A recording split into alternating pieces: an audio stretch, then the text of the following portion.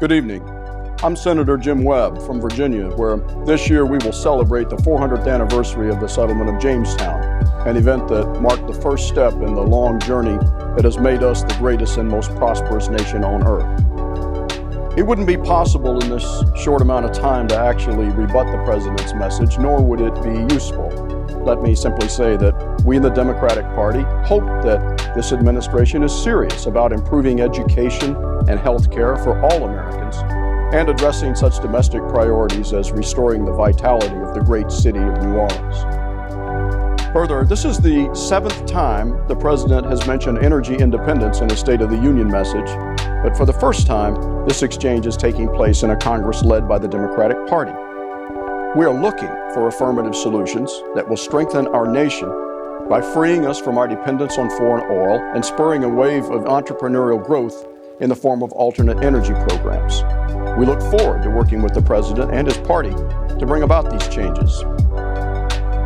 There are two areas where our respective parties have largely stood in contradiction, and I want to take a few minutes to address them tonight. The first relates to how we see the health of our economy, how we measure it, and how we ensure that its benefits are properly shared among all Americans. The second regards our foreign policy, how we might bring the war in Iraq to a proper conclusion that will also allow us to continue to fight the war against international terrorism and to address other strategic concerns that our country faces around the world. When one looks at the health of our economy, it's almost as if we're living in two different countries.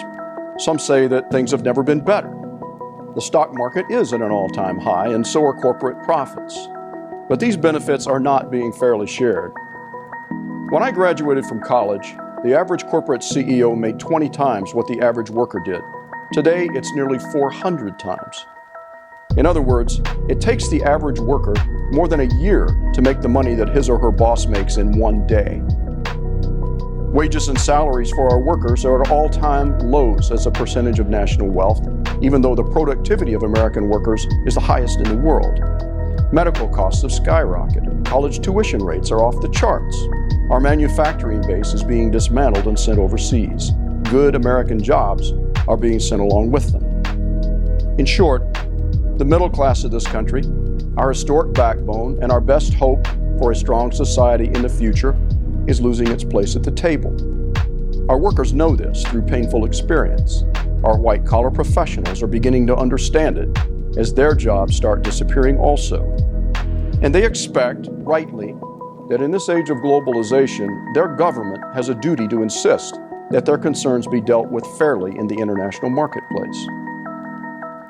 In the early days of our republic, President Andrew Jackson established an important principle of American-style democracy, that we should measure the health of our society not at its apex, but at its base, not with the numbers that come out of Wall Street, but with the living conditions that exist on Main Street. We must recapture that spirit today. Under the leadership of the new Democratic Congress, we're on our way to doing so. The House just passed a minimum wage increase, the first in 10 years, and the Senate will soon follow. We've introduced a broad legislative package designed to regain the trust of the American people. We've established a tone of cooperation and consensus that extends beyond party lines. We're working to get the right things done for the right people and for the right reasons. With respect to foreign policy, this country has patiently endured a mismanaged war for nearly 4 years. Many, including myself, warned even before the war began that it was unnecessary, that it would take our energy and attention away from the larger war against terrorism, and that invading and occupying Iraq would leave us strategically vulnerable in the most violent and turbulent corner of the world.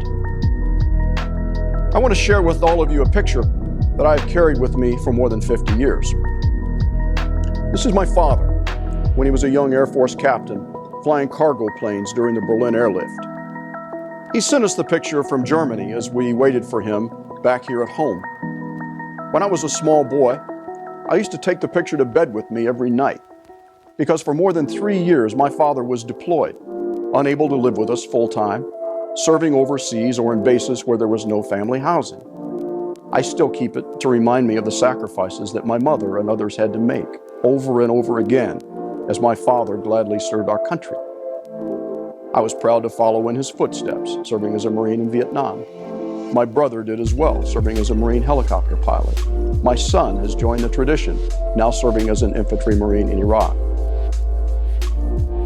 Like so many other Americans, today and throughout our history, we served and have served not for political reasons, but because we love our country.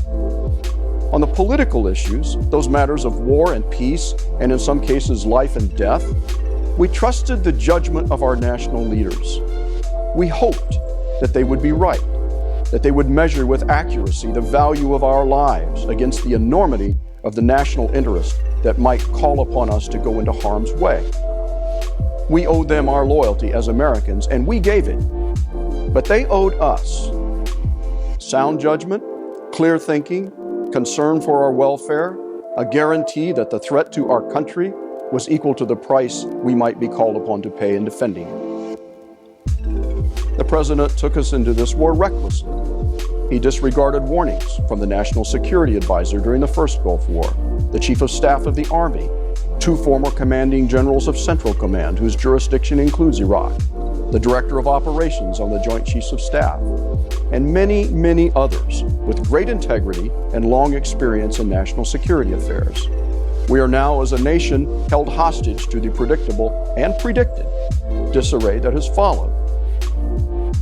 The war's costs to our nation have been staggering financially, the damage to our reputation around the world, the lost opportunities to defeat the forces of international terrorism, and especially the precious blood of our citizens who stepped forward to serve. The majority of the nation no longer supports this war, the way this war is being fought, nor does the majority of our military, nor does the majority of Congress. We need a new direction. Not one step back from the war against international terrorism, not a precipitous withdrawal that ignores the possibility of further chaos, but an immediate shift towards strong, regionally based diplomacy, a policy that takes our soldiers off the streets of Iraq cities, and a formula that will in short order allow our combat forces to leave Iraq. On both of these vital issues, our economy and our national security, it falls upon those of us in elected office to take action. Regarding the economic imbalance in our country, I'm reminded of the situation President Theodore Roosevelt faced in the early days of the 20th century. America was then, as now, drifting apart along class lines. The so-called robber barons were unapologetically raking in a huge percentage of the national wealth. The dispossessed workers at the bottom were threatening revolt. Roosevelt spoke strongly against these divisions. He told his fellow Republicans that they must set themselves, quote, as resolutely against improper corporate influence on the one hand as against demagogy and mob rule on the other. And he did something about it. As I look at Iraq, I recall the words of former General and soon-to-be President Dwight Eisenhower during the dark days of the Korean War, which had fallen to a bloody stalemate. When comes the end? Asked the general who had commanded our forces in Europe during World War II. And as soon as he became president, he brought the Korean War to an end. These presidents took the right kind of action for the benefit of the American people and for the health of our relations around the world. Tonight, we're calling on this president to take similar action in both areas. If he does, we will join him. If he does not, we will be showing him the way. Thank you for listening, and God bless America.